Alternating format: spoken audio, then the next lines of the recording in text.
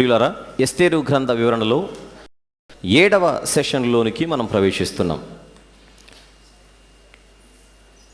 పుస్తకంలోని 4 భాగాలు, ఆ 4 భాగాలలో ఉన్నాం మనం. నాన్న చిన్న బాటిల్స్ ఉంటే తీసుకోండి, చిన్నవి. ఆ 4 భాగాలలో మొదటి భాగంలో ఉన్నాము. ఆ మొదటి భాగంలో 2 అధ్యాయాలు, మొదటి అధ్యాయము, 2వ అధ్యాయం. ఆ మొదటి అధ్యాయంలో మరలా 3 ఉపభాగాలు. ఆ 3 ఉపభాగాలలో 2 ఉపభాగాలను ముగించుకొని 3వ ఉపభాగంలోనికి మనం ప్రవేశిస్తున్నాం. అది మొదటి అధ్యాయంలోని 13వ వచనం నుండి 22వ వచనం వరకు. మొదటి అధ్యాయంలో మొత్తం మీద 22 వచనాలుంటే,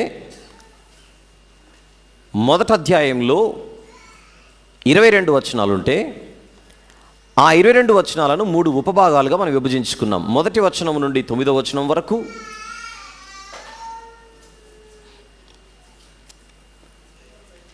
10వ వచనం నుండి 12వ వచనం వరకు రెండవది, 13వ వచనం నుండి 22వ వచనం వరకు మూడవది. మొదటి ఉపభాగానికి మనం ఇచ్చిన టైటిల్ రాజుగారి మహావిందు.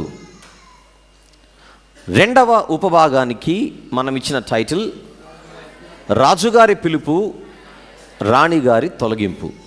క్షమించండి, తిరస్కారం. తిరస్కారం.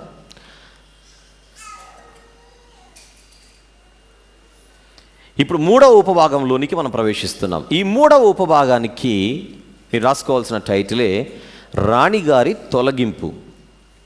రాణిగారి తొలగింపు. స్టార్ట్ చేద్దాం. ఇంతకుముందు వరకు ఏం జరిగిందో మనం చూసాం. ప్రత్యేకించి 2వ ఉపభాగమైన రాజుగారి పిలుపు, రాణిగారి తిరస్కారంలో అహష్వేరోషు ద్రాక్షారసం ఎక్కువై లేదా మందు ఎక్కువై తను ఎవరిని పిలుస్తున్నాడు, ఎక్కడికి పిలుస్తున్నాడు, ఏ వాతావరణంలో ఉన్నాడు, తన చుట్టూన్న వాళ్ళు ఎవరు అన్న ఆలోచనలన్నిటినీ పక్కన పెట్టి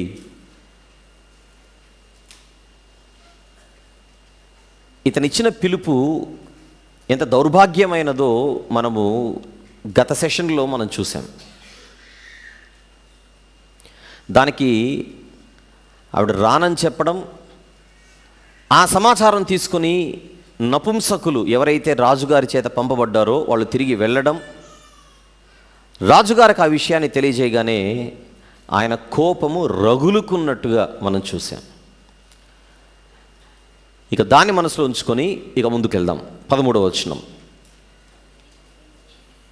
12లో ఏం జరిగిందో చూసి 13కి వెళ్దాం. రాణి అయిన వష్తి నపుంసకుల చేత ఇయ్యబడిన రాజాజ్ఞ ప్రకారం వచ్చుటకు ఒప్పకపోగా రాజు మిగుల కోపగించెను, అతని కోపము రగులు కొనెను. విధిని, రాజ్య ధర్మమును ఎరిగిన వారందరి చేత రాజు ప్రతి సంగతి పరిష్కరించుకొనువాడు గనుక అతడు కాలజ్ఞానులను పిలిచి లేదా చూచి, రాణి అయిన వష్తి రాజైన అహష్వేరోషు అను నేను నపుంసకుల చేత ఇచ్చిన ఆజ్ఞ ప్రకారము చేయకపోయినందున ఆమెకు విధిని బట్టి చేయవలసినదేమని వారిని అడిగాను. అంటే మత్తెక్కి భార్యను పబ్లిక్లోకి రమ్మన్నాడు. ఆ సాంప్రదాయం అసలు వారికి అలవాటే లేదు. ఎప్పుడైతే ఆవిడ రానని చెప్పిందో ఎక్కిందంతా దిగిపోయింది ఒక్కసారిగా. ఇప్పుడు ఏం చేస్తున్నాడు? వెంటనే ఏదో డిస్టర్బెన్స్ స్టార్ట్ అయిందని అహష్వేరోషు దగ్గరున్న కాలజ్ఞానులను చూసి వారి దగ్గర నుంచి ఇప్పుడు ఏం చేయాలో చెప్పమని సలహా అడుగుతున్నాడు. సహజంగా అహష్వేరోషుకి ఆ అలవాటు ఉన్నదని అక్కడే వ్రాయబడింది చూడండి. విధిని, రాజ్య ధర్మమును ఎరిగిన వారందరి చేత రాజు ప్రతి సంగతి పరిష్కరించుకొనువాడు గనుక. ఈ అలవాటు ఉంది ముందు నుంచి. సహజంగా రాజులకు, చక్రవర్తులకు ఒక అడ్వైజరీ కమిటీ, అడ్వైజరీ బాడీ అని పక్కన ఉంటుంది. అందులో ముఖ్యులు ఉంటారు, చాలా ముఖ్యులు. ఆ ముఖ్యులు వీరికి సలహాలు ఇస్తుంటారు.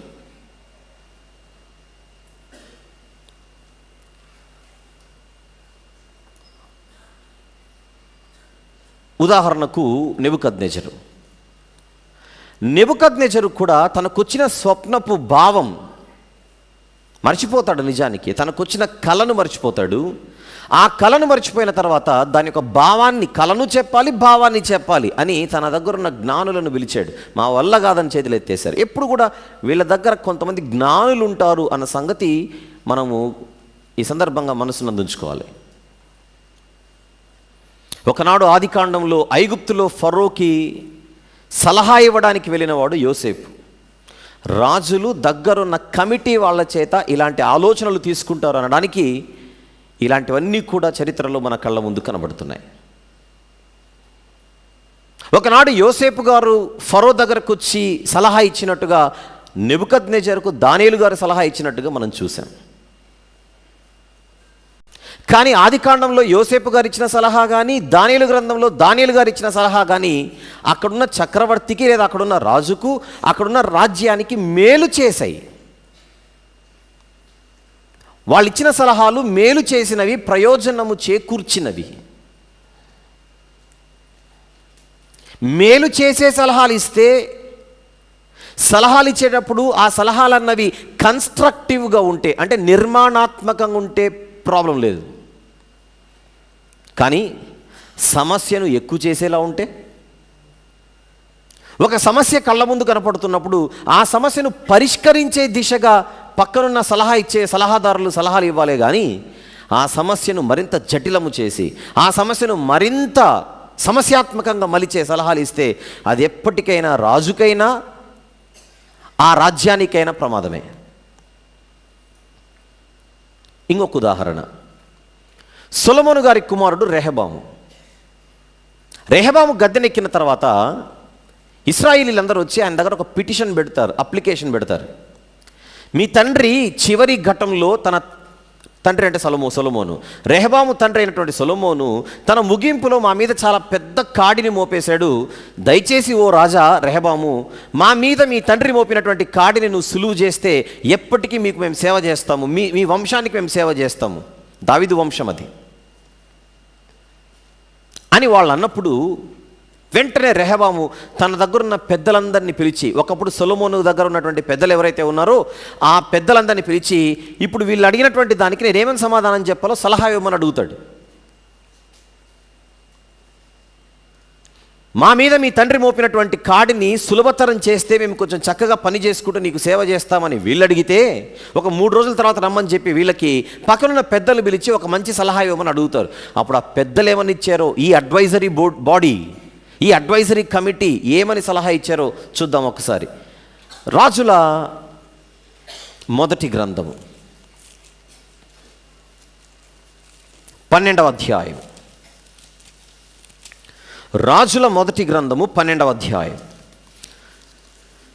మీరు తర్వాత మొదటి వచనం నుండి 16వ వచనం వరకు మీరు చదువుకోండి, రాసుకొని అవసరం మేరకు ఎన్ని అవసరం అనే మనం చదువుకుందాం.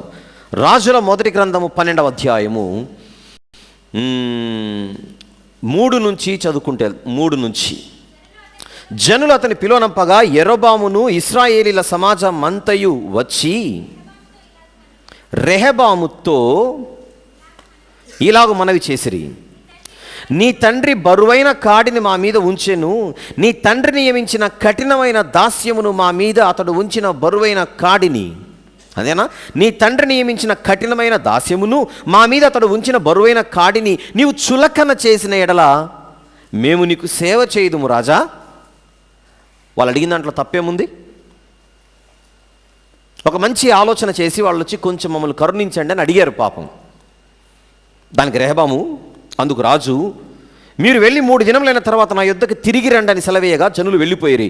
అప్పుడు రాజైన రెహబాము తన తండ్రి అయిన సొలొమోను బ్రతికున్నప్పుడు అతని సముఖమందు సేవ చేసిన పెద్దలతో ఆలోచన చేసి, ఎవరితో?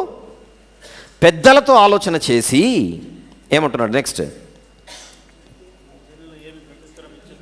ఈ జనులకు ఏమి ప్రత్యుత్తరం ఇచ్చేదనని వారిని అడుగగా, వారు ఈ దినముననే నీవు ఈ జనులకు దాసుడవై వారికి సేవ చేసి మృదువైన మాటలతో వారికి ప్రత్యుత్తరం ఇచ్చినట్లా వారు సదాకాలము నీకు దాసులగుదురనేది చక్కని సలహా ఇచ్చారు. ఇలా చేయండి రాజా, అస్సలు ఆలస్యం చేయకు. నువ్వు రాజు అయినా వాళ్ళకు ఒక దాసుడిగా నువ్వు సేవ చేయగలిగితే, మినిస్ట్రీ అంటారు దాన్ని, పరిచర్య చేయగలిగితే, పరిపాలకుడవే పరిచర్య చేయగలిగితే, పరిపాలకుడు అయిన నీవు పరిచారకుడు అయితే ఎప్పటికీ సింహాసనం నీకు నీ పిల్లలకు ఉంటుంది రాజా. ఆలోచించు, మంచి మాటలతో మృదువైన మాటలతో వాళ్ళకి చక్కని సమాధానం ఇవ్వు అని చెబితే, సరే అని అనకుండా రెహబాం ఏం చేశాడు నెక్స్ట్? అయితే అతడు పెద్దలు తనతో చెప్పిన ఆలోచనను నిర్లక్ష్యపెట్టి తనతో కూడా పెరిగిన యవ్వనులను పిలిచి ఆలోచనను అడిగి వారికి ఇలాగు ప్రశ్న వేసెను. మా మీద నీ తండ్రి ఉంచిన కాడిని చులకన చేయుడని నాతో చెప్పుకొనిన ఈ జనులకు ప్రత్యుత్తరం ఇచ్చుటకు ఏ ఆలోచన మీరు చెప్పుదురు? అప్పుడు అతనితో కూడా ఎదిగిన ఆ యవ్వనస్తులు ఈ ఆలోచన చెప్పిరి. నీ తండ్రి మా కాడిని బరువైనదిగా చేసెను గాని నీవు దానిని చులకనగా చేయవలెనని నీతో చెప్పుకుని ఈ జనులకు ఇలాగ ఆజ్ఞిమ్ము. సలహా ఇస్తున్నారు వీళ్ళందరూ ఇప్పుడు. నా తండ్రి నడుము కంటే నా చిటికెన వేలు పెద్దదిగా ఉండునని చెప్పి వాళ్ళకి. అంటే నా తండ్రి నడుము కంటే నా వేలింగా మందమైనది. నా తండ్రి మీ మీద బరువైన కాడిని పెట్టను, సరే నేను ఆ కాడిని ఇంకా బరువుగా చేయుదును. ఏ పనికి మాలిన వాడని అలాంటి సలహాలు ఇస్తారో చెప్పండి? వీళ్ళు ఇచ్చారు. నా తండ్రి చబుకులతో మిమ్మల్ని శిక్షించను, సరే నేను కొరడాలతో మిమ్మల్ని శిక్షించుదును. ఇది ఆ సలహా. ఇప్పుడు కొసమెరుపు ఏంటంటే, పెద్దలిచ్చిన మంచి ఆలోచనను పక్కన పెట్టి ఈ యవ్వనస్తులు పరిపక్వత పరిణితి లేని ఈ యవ్వనస్తులు ఇచ్చిన సలహాకే రాజైన రెహబాము ఓటేశాడు. దాని కింద ఏం జరిగిందో చూడండి. 3వ దినమందు నా యొద్దకు రండని రాజు నిర్ణయం చేసి ఉన్నట్టు యరొబామును జనులందరూ 3వ దినమున రెహబాము వద్దకు వచ్చిరి. అప్పుడు రాజు పెద్దలు చెప్పిన ఆలోచనను నిర్లక్ష్యపెట్టి యవ్వనులు చెప్పిన ఆలోచన చొప్పున వారికి కఠినముగా ప్రత్యుత్తరం ఇచ్చి వాళ్ళు ఏం చెప్పారో అది చెప్పాడు. అప్పుడు 16వ వచనంలో, కాబట్టి ఇశ్రాయేలు వారందరూ రాజు తమ విన్నపమును వినలేదని తెలుసుకుని రాజుకి ఇలాగూ ప్రత్యుత్తరం ఇచ్చిరి. దావీదులో మాకు భాగమేది? యెషయి కుమారుని యందు మాకు స్వాస్థ్యము లేదు. ఇశ్రాయేలు వారలారా మీ గుడారములకు పోవుడి, దావీదు సంతతి వారలారా మీ వారిని మీరే చూచుకొనుడని చెప్పి ఇశ్రాయేలు వారు తమ గుడారములకు వెళ్ళిపోయిరి. ఈ సంఘటనతో 12 గోత్రాల వారు కాస్త 2 వేరువేరు రాజ్యాలుగా విడిపోయారు. జరిగిందా నష్టం? ఆలోచనకర్తలు ఎక్కువ మంది ఉండుట ఎప్పటికీ రక్షణకరమే, వెరీ గుడ్. ఆలోచనకర్తలు ఎప్పుడు ఎక్కువ మంది ఉండుట శ్రేయస్కరమే, అది కూడా వెరీ గుడ్. కానీ ఆలోచనలు చెప్పేవారు సరైన ఆలోచనలు చెప్పకపోతే అప్పుడు వినేవాడు ఒక సరైన నిర్ణయం తీసుకోవాలి. అందుకే నాయకత్వపు లక్షణాలలో ఒక లక్షణం decision making skill. Leadership qualities అని ఉంటాయి కొన్ని నాయకత్వపు లక్షణాలు. ఆ నాయకత్వపు లక్షణాలలో ఒక ముఖ్యమైన లక్షణమే నిర్ణయాలు తీసుకునే సామర్థ్యము నాయకుడికి ఉండాలి. ఏం చేద్దామని మిమ్మల్ని అడగొచ్చు 100 మందిని అడగొచ్చు, కానీ ఎవరు చెప్పినది సరైనదో అని ఒక ముగింపు, ఒక తీర్పిచ్చి, ఒక జడ్జిమెంట్ ఇచ్చి ఒక ముగింపుకొచ్చి ఆ నిర్ణయాన్ని అమలు పరిచే ఒక సామర్థ్యం ఒక నాయకుడికి ఉండాలి. అందులో రెహబాముకు ఏదీ లేనట్టుగా కనపడుతుంది ఈ విషయంలో. ఇద్దరు వేరువేరు బృందాల సలహాలు ఇచ్చారు. పెద్దలు ఇచ్చిన సలహా ఒకవైపు ఉంది, ఈ యవనస్తులు ఇచ్చిన సలహా ఒకవైపు ఉంది. నీకంటూ ఒక బుద్ధి ఉందిగా, నీకంటూ ఒక జ్ఞానం ఉందిగా, ఏది సరైనది ఏది ప్రయోజనకరమైనది నువ్వు ఆలోచించొద్దు. గనక ఒక రాజ్యంలో ఒక రాజు ఉంటే, రాజుగారి దగ్గర సలహా బృందం ఉంటే, సలహాలు ఇచ్చేవాళ్ళు ఉంటే, వాళ్ళు ఇచ్చిన ప్రతిదీ నెత్తినెక్కించుకోవాలన్న రూల్ ఏం లేదు. అల్టిమేట్గా అంతిమ నిర్ణయం ఎవరిదై ఉండాలి? నాయకుడిదై ఉండాలి. యోసేపు ఇచ్చిన సలహా నచ్చింది గనుక ఫరో ఓటేశాడు, తెలివైనోడు. దానియేలు గారు ఇచ్చిన సలహా నెబుకద్నెజర్కి నచ్చింది గనుక వెరీ గుడ్ అని తలకాయ దించాడు గనుక ఇతను కూడా వెరీ గుడ్. మళ్ళీ రెహబాముని ఏమనాలి? ఈ రెహబాము సందర్భాన్ని మీరు మనసులో ఉంచుకుంటే దాదాపుగా అలాంటి తప్పే ఇప్పుడు అహష్వేరోషు చేయబోతున్నాడు. సలహా అడగడం తప్పు కాదు, అడిగిన తర్వాత నీ ఎదురుగున్నోళ్ళు ఏం చెబుతున్నారో నువ్వు ఆలోచించాలి. అడిగాడు కదా ఇప్పుడు ఎస్తేరు గ్రంథంలో. రండి,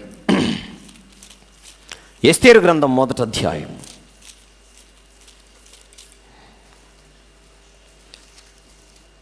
13వ వచనం. విధిని రాజ్య ధర్మమును ఎరిగిన వారందరి చేత రాజు ప్రతి సంగతి పరిష్కరించుకునేవాడు గనుక అతడు కాలజ్ఞానులను చూచాడు. కాలజ్ఞానులు ఉండేవారు, అన్ని గోత్రాలలో బాగా తెలివైన వాళ్ళు ఉండేవారు. ఉదాహరణకు దినవృత్తాంతముల 1వ గ్రంథం 12వ అధ్యాయంలో ఇస్సాకారు గోత్రములో ఒక బృందం వాళ్ళకున్న సామర్థ్యం ఏంటో దేవుడు రాయించాడు. చూద్దాం ఒకసారి. దినవృత్తాంతముల 1వ గ్రంథము 12వ అధ్యాయం ఒకసారి 32వ వచనము చూద్దామా. 32.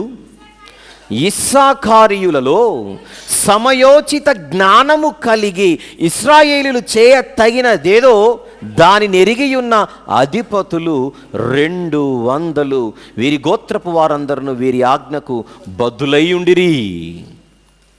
ఇశ్రాయేలు జాతిలో ఒక గోత్రం ఉంది, అది ఇస్సాకారు గోత్రం. ఆ ఇస్సాకారు గోత్రంలో ఒక 200 మందికున్న సామర్థ్యం గురించి మాట్లాడుతున్నాడు ఇక్కడ.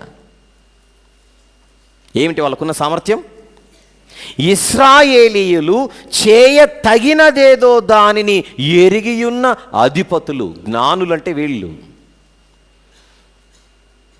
వాళ్ళకున్న జ్ఞానం చేత ప్రజలందరూ కూడా వాళ్ళ మాటలు ఎలా స్వీకరిస్తున్నారట?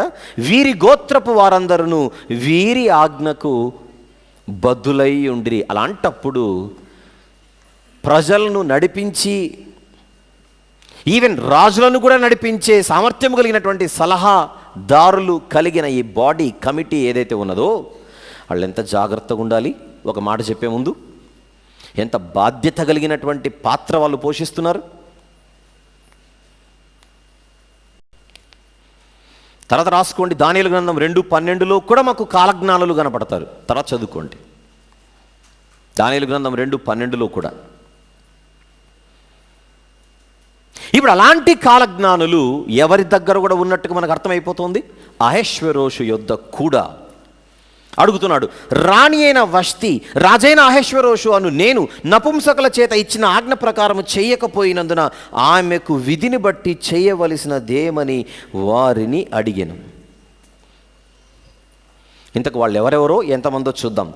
అతని సన్నిధిని ఉండి రాజు ముఖమును చూచుచు రాజ్యమందు ప్రథమ పీఠముల మీద కూర్చుండు పారసీకుల యొక్కయు మాదీయుల యొక్కయు 7 ప్రధానులట. వాళ్ళు ఎంతమంది? 7 ప్రధానులు. చదువుతారు వాళ్ళ పేర్లు. ఎవరు వారు? కర్షేనా, ఇంకా కర్షేనా, షెతారు, అద్మాత, తర్షీషు, మెరెను, మర్సేనా, మెముకాను అనువారు. వీళ్ళందరూ కూడా ప్రిన్సెస్, ప్రైమ్ మినిస్టర్స్గా ఒక రకంగా చెబితే ఈ రాజుగారి దగ్గర ఉన్నవాళ్ళు వీళ్ళందరూ కూడా.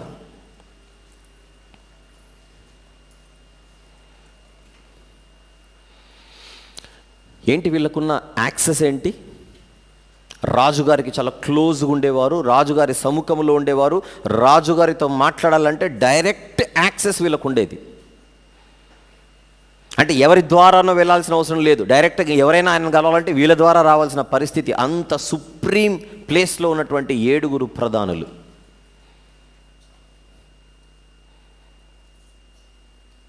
ఎస్తేరు గ్రంథంలో కూడా మనకు 7 కనపడుతున్నారు. ఈ అహష్వేరోషు తర్వాత ఇంకొక రాజు వస్తాడు, అర్తహషస్త అని. ఆ అర్తహషస్త రాజు యొక్క కాలంలోనే ఎజ్రా గారి గ్రంథం మన కంటికి కనబడుతుంది, ముఖ్యంగా 7వ అధ్యాయం నుంచి. అప్పుడు కూడా ఎజ్రా గ్రంథంలో 7 మంత్రులు ఉన్నట్టుగా ఎజ్రా గారి గ్రంథంలో కూడా మనం చూస్తాం. ఈ సందర్భంగా అది కూడా మనం జ్ఞాపకం చేసుకుందాం. ఎజ్రా గ్రంథం 7వ అధ్యాయము. ఎజ్రా గ్రంథము 7వ అధ్యాయం 13వ వచనము చూద్దాం, లేదా 12-13 చూద్దాం ఒకసారి. 12-13. రాజైన అర్తహషస్త ఆకాశమందలి దేవుని ధర్మశాస్త్రమందు శాస్త్రియు యాజకుడైన ఎజ్రాకు క్షేమము మొదలగు మాటలు రాసి ఇలాగు సెలవిచ్చాను. చేతనున్న నీ దేవుని ధర్మశాస్త్రమును బట్టి యూదాను గూర్చియు యెరూషలేమును గూర్చియు విమర్శ చేయుటకు నీవు రాజు చేతను, నెక్స్ట్ మాట, అతని 7 మంత్రుల చేతను పంపబడితివి గనుక మేము చేసిన నిర్ణయమేమనగా అంటున్నాడు. ఇది అంటే పారసీక చక్రవర్తుల దగ్గర ఒక 7 సభ్యులు చాలా ప్రత్యేకమైన వారన్నమాట, ఉన్నత స్థితిలో ఉన్నవారు. రాజుగారి తర్వాత ఈ 7 అత్యంత ప్రముఖులు.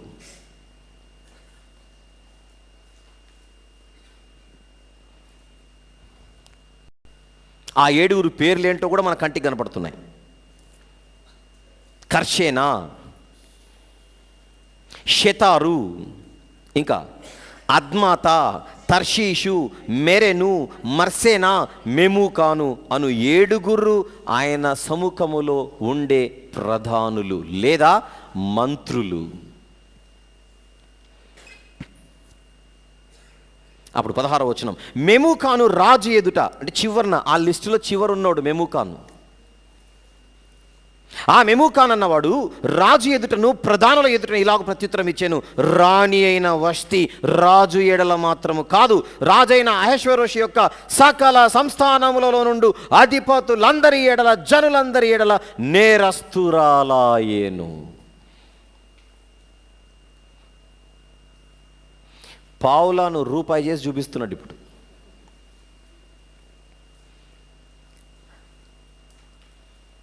సలహా అడిగిన పాపానికి ఈయన అడగడంలో తప్పు లేదు, అడిగే అలవాటు ఉంది కనుక. కానీ ఈ సందర్భాన్ని మెమూకాను అన్నవాడు ఎలా మలుస్తున్నాడో మనం గమనిద్దాం. మీకు ఒక విషయం చెప్తాను ఈ సందర్భంగా. నిన్నటి నుంచి మాట్లాడుకుంటున్నాం, అహష్వేరోషు గ్రీకుల మీద స్కెచ్ చేశాడని, రైట్? ఇప్పుడు సందర్భం వచ్చింది కనుక ఒక మాట చెప్తాను. గ్రీకుల మీద మనం యుద్ధానికి ఎలాగైనా సరే వెళ్ళాలి అని అసలు అహష్వేరోషులో విత్తనమేసి బలపరిచి అహష్వేరోషును పురిగొలిపి రెచ్చగొట్టింది అతని దగ్గరున్న అతని కజిన్ ఒక అతను ఉన్నాడు. అతని పేరు మార్డోనియస్. ఏం పేరు అతని పేరు? మార్డోనియస్. అతను తన స్వప్రయోజనం కోసం రేపు పొద్దున గ్రీసు ప్రాంతాన్ని మా రాజు జయిస్తే ఆ ప్రాంతానికి రేపు పొద్దున నేనే పరిపాలకుని కావచ్చు. అది అసలు స్కెచ్ అతనిది.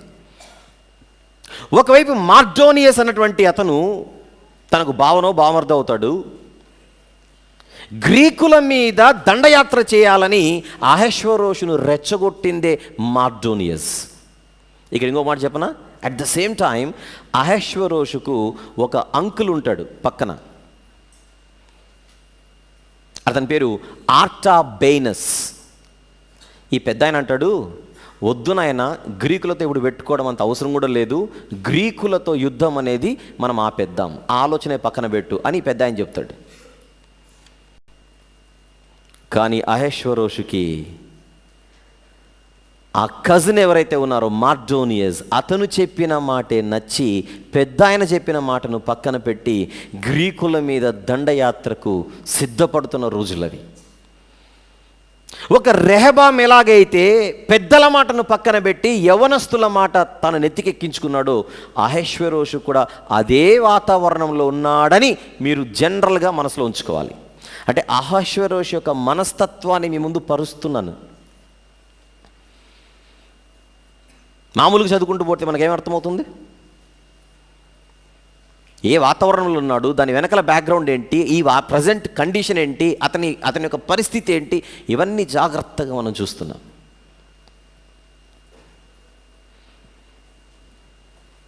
ఇప్పుడు మళ్ళీ సలహా అడుగుతున్నాడు. ఎవరిని? తన దగ్గర ఉన్న 7 ప్రధానులను.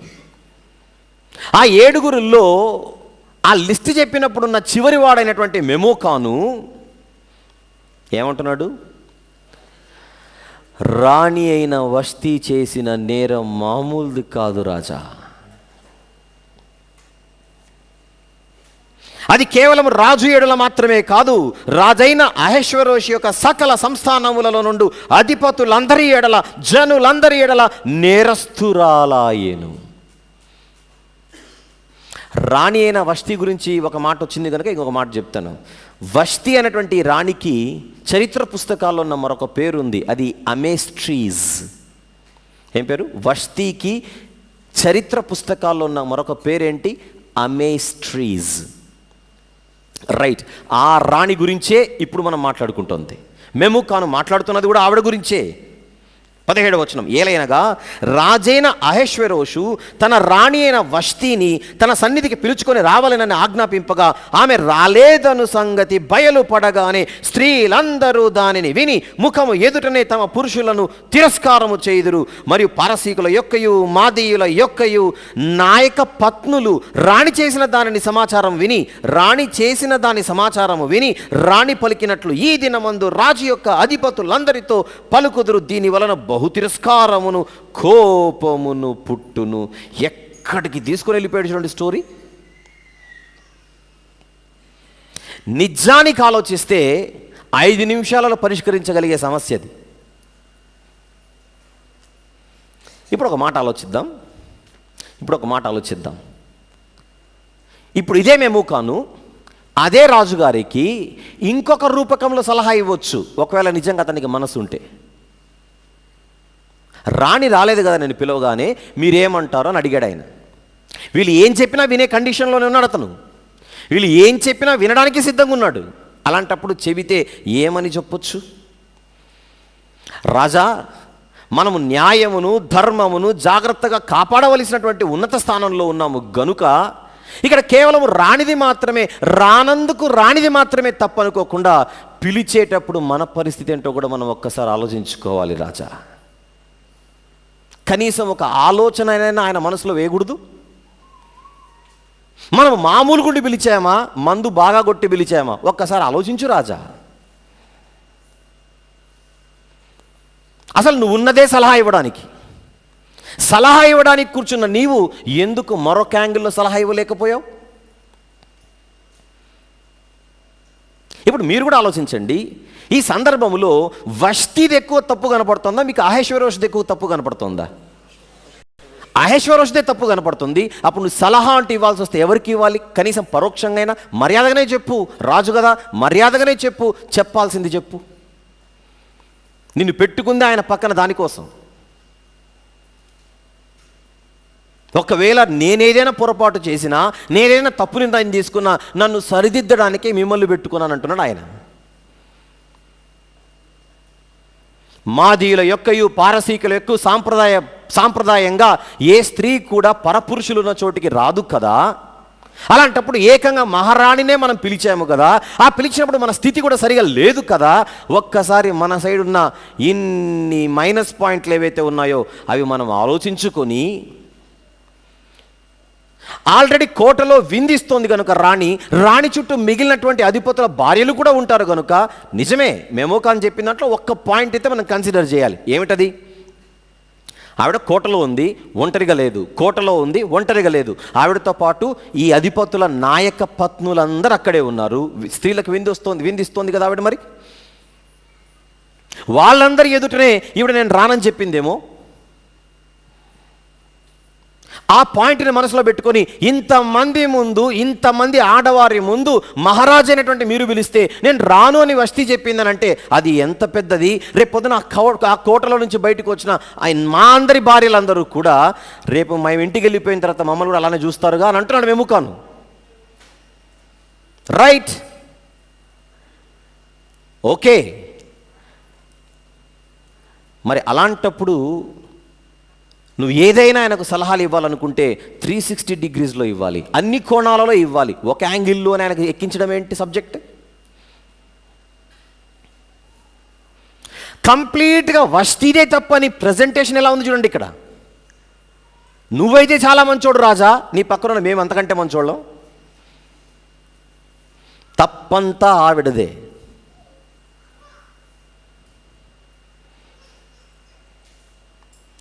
సరే, ఆవిడ ఎలా ఆన్సర్ చెప్పిందో రాయబడలేదు ఇక్కడ. నపుంసకులు వెళ్ళి మహారాణి రాజుగారు రమ్మంటున్నారు అని అన్నప్పుడు ఆవిడ జవాబు ఎలా ఇచ్చిందో మనకైతే రాయబడలేదు.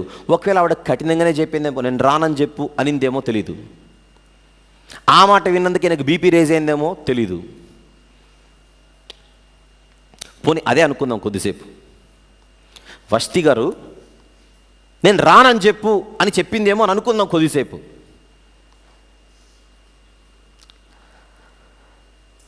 ఎప్పుడు కూడా గుర్తుపెట్టుకుందాం, ఒకవేళ ఆవిడ అదే అనింది అని అనుకుంటే ఇక్కడ మనం కూడా ఒకటి నేర్చుకోవాలి. ఎస్ అని చెప్పేదానికి మనం కారణాలు చెప్పకపోయినా నో అని చెప్పడానికి మాత్రం కారణాలు చెప్పి తీరాలి. ఇది ఒక ఎటికెట్. నెగిటివ్ ఆన్సర్ ఇచ్చేటప్పుడు రీజనింగ్ ఉండాలి. కమ్యూనికేషన్ స్కిల్స్లో ఇది ఒక ప్రత్యేకమైనటువంటి పాఠం. ఇది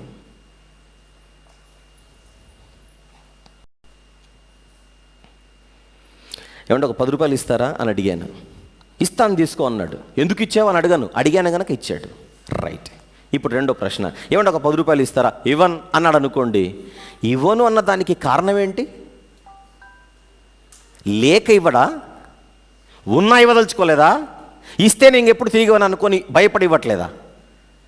ఏమో. సరే తీసుకో అంటే ఇబ్బంది ఉండదు. ఎస్ అన్న దానికి అపార్థాలు ఉండవు. నో అంటేనే అపార్థం. ఇప్పుడు ఏమంటే ఒక 10 రూపాయలు ఇవ్వండి. ఇవ్వనండి అన్నాడు సీరియస్గా. అసలు ఇవ్వనండి అన్న దానికి ఇవ్వను అంటే నో అనే ఆన్సర్. ఇవ్వను అంటే నో. ఎప్పుడు కూడా గుర్తుపెట్టుకోండి, మనం ఎదుటి మనిషికి చెడ్డయ్యే అవకాశం ఎప్పుడు ఉంటుందంటే మనము లేదు కాదు అని నో అనే ఆన్సర్లు ఇచ్చేటప్పుడే మనం చెడ్డవుతాం. అందుకే ఎప్పుడైనా కూడా ఎస్ అని చెప్పినప్పుడు మీరు పెద్ద కారణాలు చెప్పకపోయినా సంతోషం, ఏం కాదు. మీరు ఎప్పుడైనా నో అని చెప్పారనుకోండి, వెంటనే నిద్రలో ఉన్నా కూడా అలా కళ్ళలో ఎత్తుకొని ఆన్సర్ ఎందుకు నో అంటున్నారో చెప్పి మళ్ళీ బజ్జోండి. ఇప్పుడు ఇంకొక మాట చెప్తాను. మీరు నన్ను డేట్లు అడిగారు. ఉదాహరణకు, అన్న వచ్చే నెల మా ఊరికి డేట్లు ఇస్తారా అని అడిగారు. ఓకే అన్నాను అనుకోండి. అమ్మయ్యా అనుకుంటారు. నన్ను ఎందుకు ఇచ్చావని ఏమి అడగరు. రైట్. ఇప్పుడు అన్న డేట్లు ఇస్తారా వచ్చినంటే ఇవ్వను అన్నాను అనుకోండి అని వెళ్ళిపోయాను అనుకోండి. దీని వెనకాల మీరు ఎంత వేస్తారు? నా మీద ఎంత చల్లుతారు? ఇప్పుడు వీడు దుర్మార్గుడు, గర్వం ఎక్కువ అయిపోయింది, అతిశయం అయిపోయింది, పోతాడు. ఏమడిగామేమో, డబ్బులు అడిగామో, కోట్లు అడిగామో? అడిగింది కోట్లు కాదుగా, డేట్లుగా. ఇవ్వనంటాడా? అసలు నేను ఇవ్వను అని చెప్పడానికి వెనకాల నాకు 100 కారణాలు ఉండొచ్చు. మీరు అడిగిన డేట్లలో నాకు వేరే చోట మీటింగ్లు ఉండొచ్చు. మీరు అడిగిన డేట్లలో అసలు నేను ఇక్కడ ఉండకపోవచ్చు. మీరు అడిగిన డేట్లలో ఆల్రెడీ నాకు వేరే ఎంగేజ్మెంట్ ఉండొచ్చు. ఏమో, అవన్నీ మనసులో పెట్టుకొని మీకు నో అని చెప్పాను. మరి నాకు బుద్ధి ఉండొద్దు. నో అని చెప్పినప్పుడు ఎందుకు నో అంటున్నానో నేను చెప్పాలి. లేదంటే అప్పటి నుంచి మీ సెల్ ఫోన్లో నా నంబరే ఉండదు. ఇక ఒక కమ్యూనికేషన్ స్కిల్ అది. బహుశా రాణి అయిన వష్టి ఇక్కడ తప్పు చేసిందేమో. రాజుగారు రమ్మంటున్నారు అని అనగానే నేను రాలేను అని చెప్పినప్పుడు ఎందుకు రాలేకపోతుందో ఒక చిన్న కారణం చెప్పింటే కథ ఇంతవరకు వచ్చేది కాదు. దాదాపుగా మనకు 8 నుంచి 10 లక్షలు ఇప్పుడు ఖర్చు ఈవిడ వలన. మీకు అర్థమైందా? ఈ మీటింగ్స్ మనకు ఎంత ఖర్చు అవుతున్నాయి? దగ్గర 8 నుంచి 10 లక్షలు.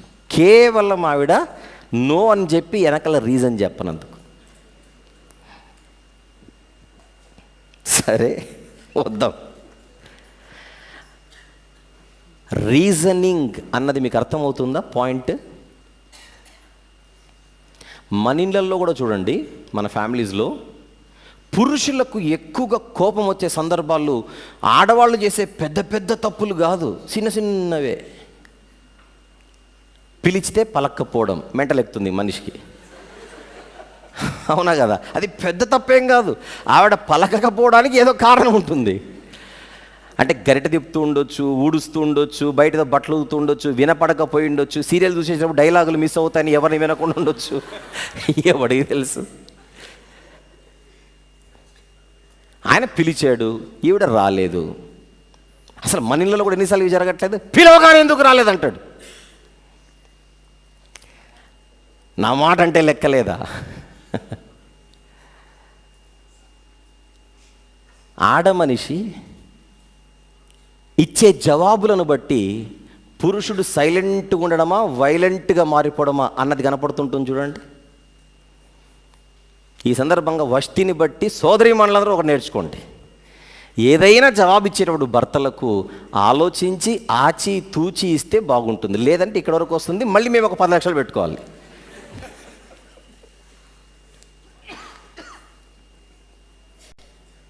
తన నోటిని కాచుకున్నవాడు ఏమవుతుంది? తనను కాపాడుకొను. చాలా సందర్భాల్లో పురుషుడు ఏదో కేకలేసాడని, లేకపోతే అరిచాడు కరిచాడని చెప్పేసి ఈవిడ పుట్టింటికి వెళ్తుంది. తర్వాత 4 రోజులకు పంచాయతీ జరుగుతుంది. పంచాయతీలో ఏంటి ఇంతకు వీళ్ళిద్దరి మధ్య ఆరోపణలు అంటే, నన్ను చేస్తున్నాడో, లేకపోతే ఏదో కొట్టాడో, తిట్టాడో, అరిచాడో, కరిచాడని ఈయన ఏమంటాడు? మాట నువ్వు నోరు జాగ్రత్తగా పెట్టుకుంటే ఇంతవరకు ఎందుకు వస్తుంది? అది అల్టిమేట్గా ఫైనల్ పురుషుని డైలాగ్. అత్తమ్మకో మామయ్యకి ఏం చెప్తాడు? ఆ అమ్మాయిని కొంచెం నోరు జాగ్రత్తగా పెట్టుకోమని చెప్పండి, ఇంకేం ప్రాబ్లమ్స్ ఉండవు అని చెప్పరు మన ఇళ్ళల్లో.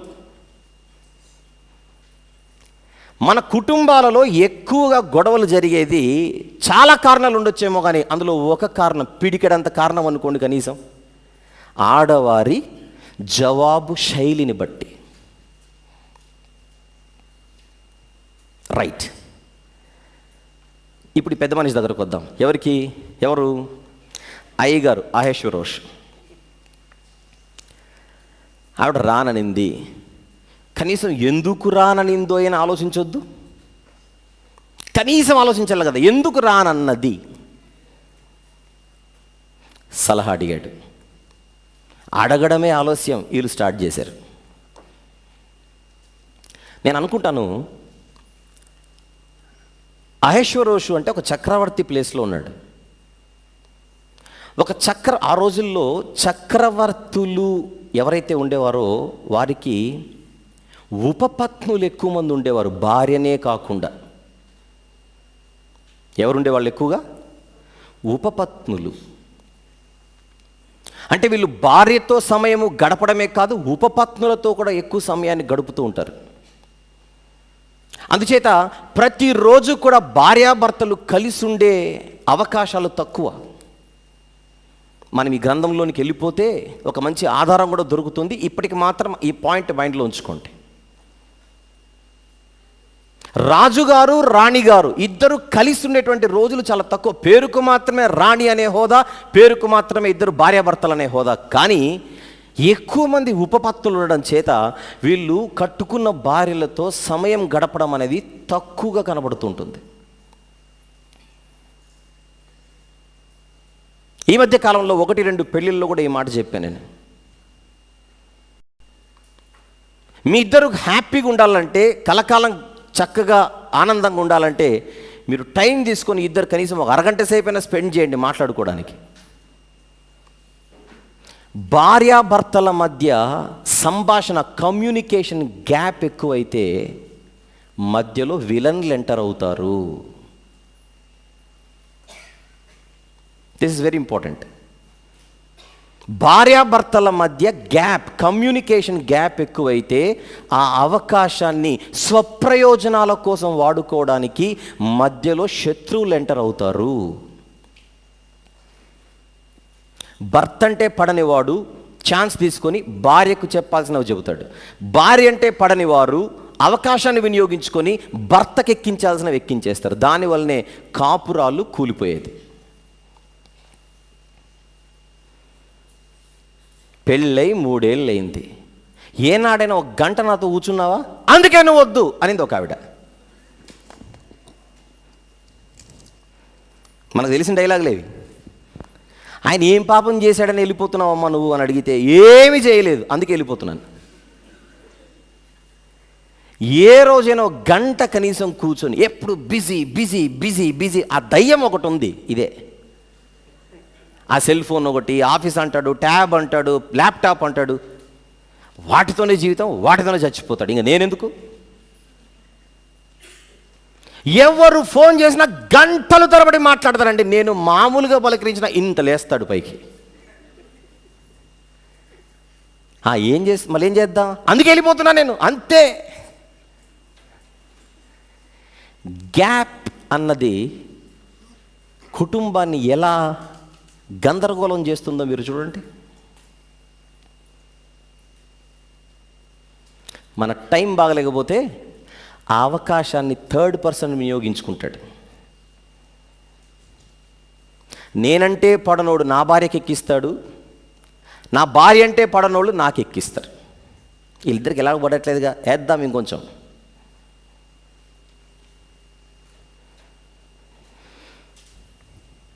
అలాంటి జాబితాలో ఒకడే మెమూకాను. నువ్వు సలహా ఇవ్వాల్సి ఉంటే అలా కూడా చెప్పి కాపురాన్ని సెట్ చేసి ఉండొచ్చు.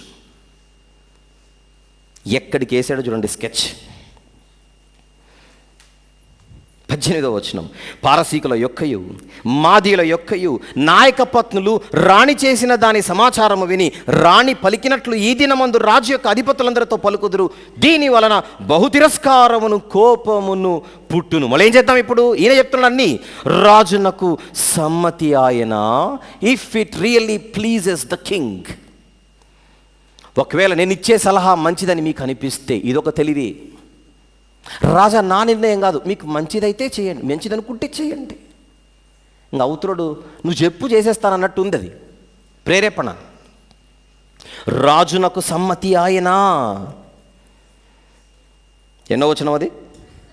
19. రాజునకు సమ్మతి ఆయన, వష్తి రాజైన అహష్వేరోషు సన్నిధికి ఈకను రాకూడదని తమ యొద్ద నుండి ఒక రాజాజ్ఞ పుట్టవలెను. ఇక నీ సన్నిధిలో ఆ మనిషి ఎప్పుడూ కనబడకూడదు. అర్జెంటుగా ఒక ఆజ్ఞ రాసేద్దాం మనం. సలహా అడిగిన పాపానికి ఎంతవరకు తీసుకొని వెళ్ళిపోతున్నాడు చూడండి ఫ్యామిలీని. అయిపోలేదు ఇంకా. నువ్వు ఓన్లీ నోటితో చెబితే అవ్వదు రాజా. ఎందుకు? ఇక ఆమెను ఎప్పుడు నా దగ్గరికి రావద్దని చెప్పండి అని నువ్వు చెప్పి పంపిస్తే 4 రోజుల తర్వాత మీరు కూల్ అయిపోతారు, మళ్ళీ కలిసిపోతారు. అప్పుడు నేనేం కావాలి? అది నా భయం. రేపు పొద్దున ఈ సలహా ఇచ్చినందుకు నువ్వు నన్ను లేపేయచ్చు, లేదంటే ఆమెనా నన్ను లేపేయచ్చు. అందుకే ఇది మాట రూపకంగా కాదు, వ్రాత రూపకంగా స్థిరపరచబడాలి. ఎందుకనగా మొన్న చెప్పాను మీకు, మాదీయులు పారసీకుల చట్ట ప్రకారంగా ఏదైనా ఒకటి శాసనం వ్రాత రూపకంగా రాయబడి అందులో సంతకము చేయబడి రాజముద్ర వేస్తే అది సంతకం చేసినోడు కూడా కొట్టేయలేడని చెప్పాను. మెమూకాన్ ఎక్కడ తీసుకొని వెళ్తున్నాడు సబ్జెక్ట్ని? ఒక రాజాజ్ఞ పుట్టవలెను. 19వ వచనం, అది తప్పకుండానట్లు పారసీకుల యొక్కయు మాదీయుల యొక్కయు న్యాయము చొప్పున నియమింపవలెను, మరియు వష్తి కంటే యోగ్యురాలిని రాణిగా తాము చేసుకోవాలి. ఇతని మాటలలో మీకు ఎక్కడైనా అనుమానం రావట్లేదు, ఇతనికి ఏదో వెనకల వష్టితో ప్రాబ్లం ఉంది, రాణితో ఏదో ప్రాబ్లం ఉంది. టైం కోసం ఎదురు చూస్తున్నాడు. ఆవిడ ఎప్పుడైనా తిట్టిండొచ్చో, అరిచిండొచ్చో, లేకపోతే మా విషయాల్లో నువ్వు తలదూర్చొద్దని చెప్పిండొచ్చో, ఏదో చెప్పిండొచ్చు. మొత్తానికి కొన్ని సందర్భాల్లో భార్యాభర్తల మధ్య ఇంతుంటే మూడోవాడు వచ్చి ఇంత చేస్తాడు దాన్ని.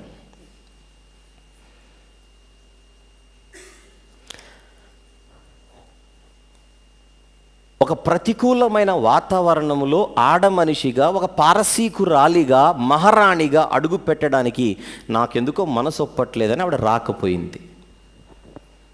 ఇక ఎప్పటికీ రాజు దగ్గర ఉండకుండా వష్టిని దూరం చేసే ప్రయత్నం మెమూకాన్ ఎలా చేస్తున్నాడో చూడండి.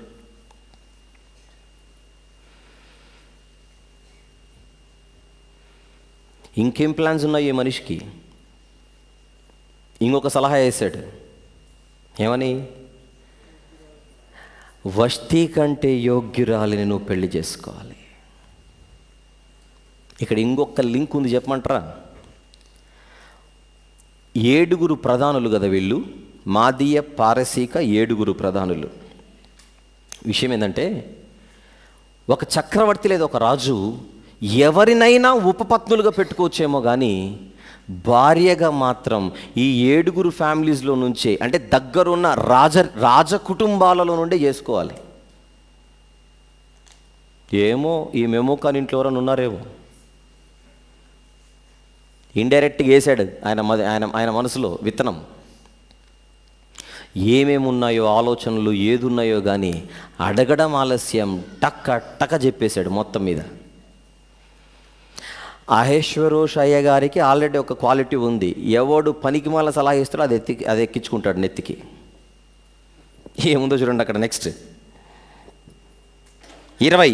మరియు రాజు చేయు నిర్ణయము విస్తారమైన తమ రాజ్యమందంతటా ప్రకటించిన ఎడల గనురాలు గాని అల్పురాలు గాని స్త్రీలందరూ తమ పురుషులను సన్మానించుదురు. అంటే ఇప్పుడు వీళ్ళు చెప్తేనే సన్మానిస్తారా? ఇప్పుడు ఇది జరగనంత వరకు వాళ్ళ రాజ్యంలో ఏ స్త్రీ ఏ పురుషుని సన్మానించట్లేదా ఏంటి? మానవులను కలిగించిన దేవుడు కూడా పురుషునికి స్త్రీ లోబడాలి అని చెప్పాడు. దాదాపుగా ప్రపంచములో వివాహమైన తర్వాత పురుషునికి స్త్రీ విధేయురాలుగానే బతుకుతుంటుంది. అప్పుడప్పుడు ఆడప విశ్వరూపం తప్పితే మాట.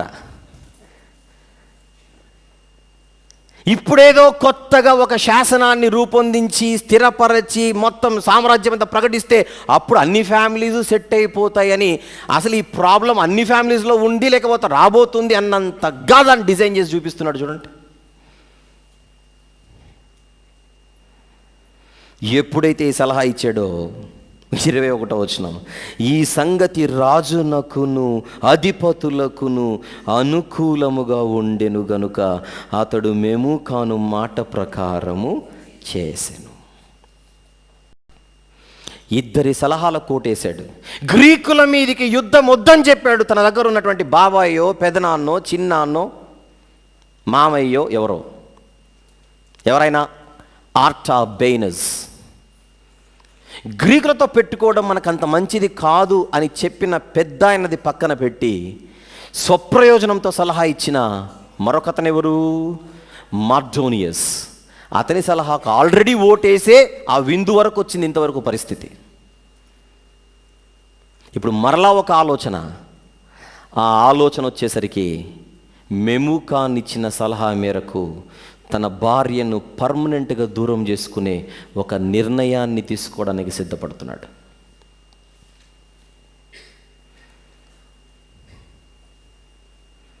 ఒకింట్లో జరిగింది, పబ్లిక్లో జరిగింది.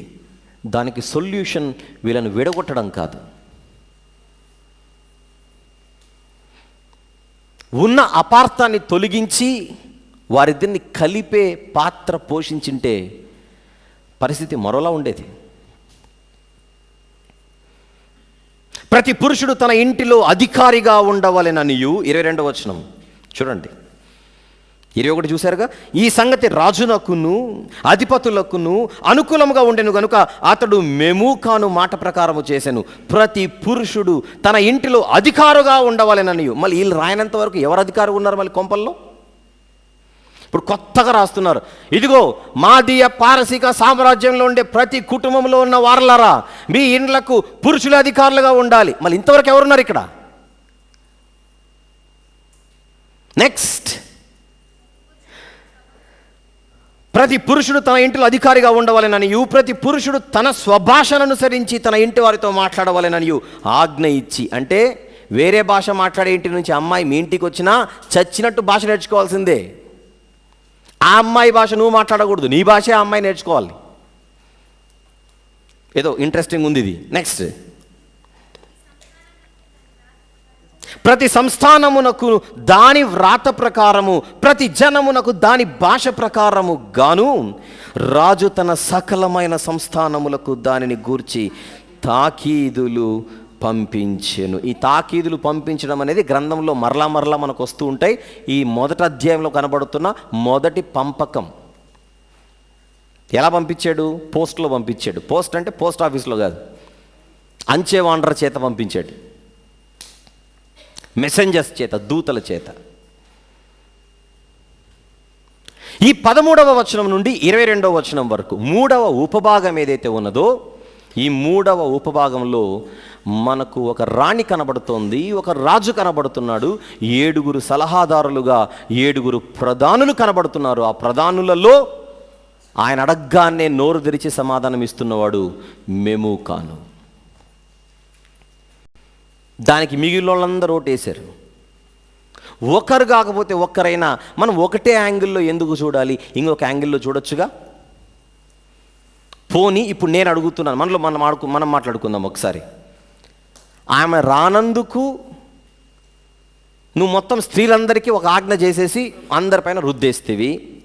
మనం ఆలోచించాలి. ఇప్పుడు ఒక ఆవిడ పిలిస్తే రానందుకు మొత్తం స్త్రీ జాతి అంతటికి ఒక శాసనాన్ని వ్రాసి వాళ్ళందరి మీద రుద్దేయడం చేశారు. రైట్. రాణి అలా ప్రవర్తించిందని అన్ని ఇండ్లలో ఉన్న ఆ ఇంటి రాణులు ఎవరు? గృహిణులు, ఇల్లాలులు పురుషుల మీద తిరగబడతారు అన్న భయం మీకుంటే, మెముక అని చెప్పినట్టుగా, ఇప్పుడు నాకు ఇంకొక ప్రాబ్లం రేజ్ చేస్తున్నాను ఇక్కడ. రాజుగారు తాగి వాళ్ళ ఆవిడను పిలిచినట్టుగా పబ్లిక్లోకి రాజుగారిని కాపీ కొట్టడానికి మిగిలిన వాళ్ళందరూ తయారుగారు. ఇప్పుడు మిగిలిన అధిపతులందరూ ఎదురున్నాయి కదా తాగిందినా, మిగిలిన అధిపతులందరూ ఎదురున్నాయి కదా తాగి భార్యని పిలిచింది, మిగిలిన అధిపతులందరూ ఎదురున్నాయి కదా పబ్లిక్లోకి వచ్చి తన అందాన్ని చూపించమని చెప్పింది. రాణి చేసింది మిగిలిన వాళ్ళ మీద ఎఫెక్ట్ చూపుతుందంటే మళ్ళీ రాజు చేసింది ఎఫెక్ట్ ఎందుకు చూపదు? అదేంటి విచిత్రమో కానీ ఈ సలహా కమిటీలో ఏ ఒక్కడికి కూడా ఐడియా రాలేదు. ఎందుకు ఐడియా రాలేదు? వాళ్ళందరూ ఎయిర్టెల్ వాడేవాళ్ళు.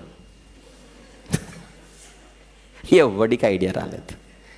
ఒక యాంగిల్లో రాణిని చూసి అందరు చెడిపోతారు అన్నావు, మళ్ళీ రాజుని చూసి ఎవడు బాగుపడతాడు? ఇక్కడ నేనేమంటానంటే ఏది ఆలోచించినా ధర్మంగా ఆలోచించాలి. మీ అందరికీ ఇప్పుడు ఒక ఆలోచన ఉంది. మీరేంటంటే అలా చెప్తారు, వష్టి పోతే కదా మన ఎస్తేర్ వచ్చేది అన్న ఆలోచనలు రావట్లేదు మీకు? వస్తుంది ఇదంతా ఎందుకు? మీరు ఎస్తేరు ఫ్యాన్స్ గనక. తరతరాలుగా చిన్నప్పటి నుంచి సండే స్కూల్ నుంచి వస్తుంది ఆవిడ. వీళ్ళిద్దరు కలిసి ఉంటే బాగుంటుందని చెప్తున్నావేంటి? ఈవిడ పోతే కదా ఆవిడ వచ్చేది. తప్పు. అలా ఆలోచించకూడదు. ఎస్తేరు గారి దగ్గరకు వచ్చినప్పుడు అక్కడికి వద్దాం. కానీ ఇక్కడ ఏం జరిగిందో, ఎవరి తప్పు ఉందో, ఎవరి తప్పుకు వెయిట్ ఎక్కువ ఉందో మనం ఆలోచించకపోతే మన ధ్యానం ఎలా ధర్మమైనదిగా ఉంటుంది? మన పరిశోధన ఎప్పుడూ ధర్మంగానే ఉండాలి. Very good. ఇప్పటి వరకు నేను చెప్పిన దాన్ని బట్టి మీరు చెప్పండి, అన్యాయం జరిగింది అహష్వేరోషుక, వష్టికా? వష్టికే అన్యాయం జరిగింది అన్నోళ్ళందరూ చేయొద్దండి. వష్టికే జరిగింది అన్నోళ్ళందరూ చేయొద్దండి. మీరందరూ వెళ్ళిపోవచ్చు. మిగిలిన వాళ్ళకి ఇంకా సబ్జెక్ట్ అర్థం కాలేదు, వాళ్ళని కూర్చోపెట్టి మళ్ళీ స్టార్టింగ్ నుంచి చెప్తాను నేను. ఎక్కువ అన్యాయం వష్టికే జరిగింది. ఒక తప్పుడు సలహాదారుడు ఇచ్చిన సలహా మేరకు భర్త ఆవిడకు దూరమై ఆవిడిప్పుడు తన దారి పట్టాల్సి వచ్చింది.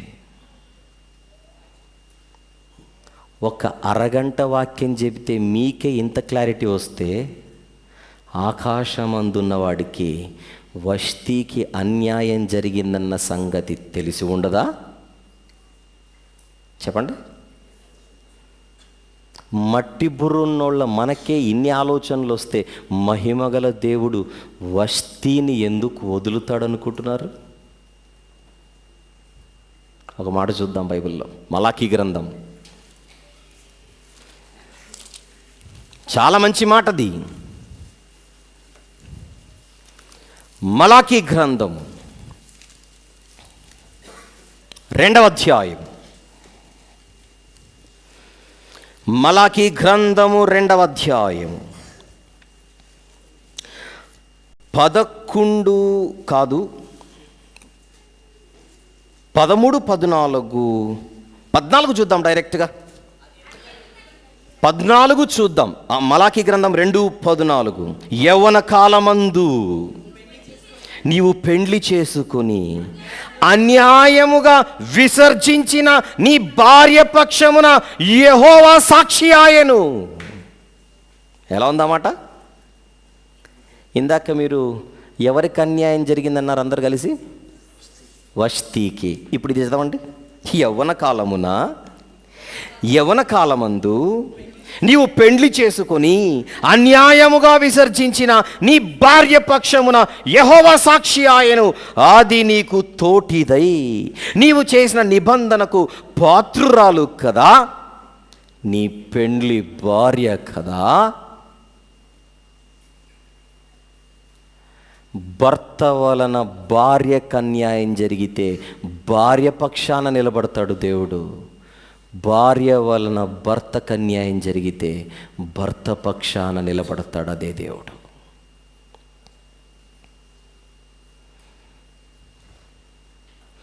ఎంతమంది మలాకీ 2:14 నమ్ముతారు? చేయొద్దండి. అయితే వష్టిని కూడా దేవుడు చూస్తాడన్నమాట. ఇది నమ్మితే అది నమ్మంటే, ఇది నమ్మితే అది నమ్మంటే.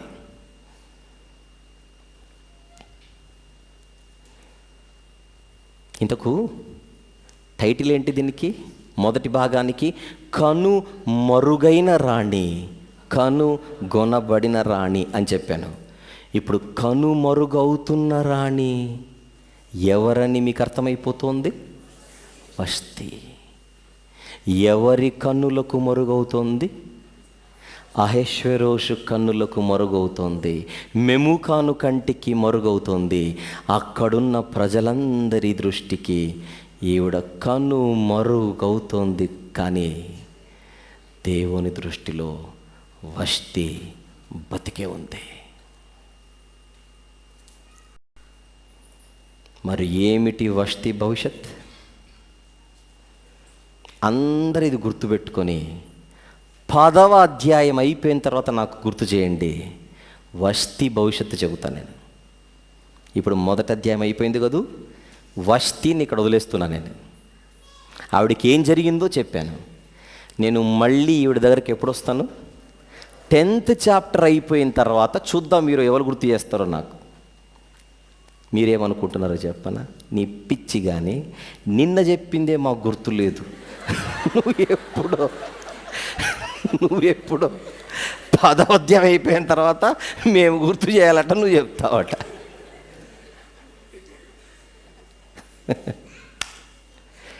మీరు మర్చిపోయినా నేను మర్చిపోను. వష్టి ఇక్కడ ఒక చిన్న బ్రేక్ తీసుకుంటుంది. She will be back after the 10th chapter. సాయంత్రం 7 గంటలకు కలుసుకుందాం. ప్రార్థన.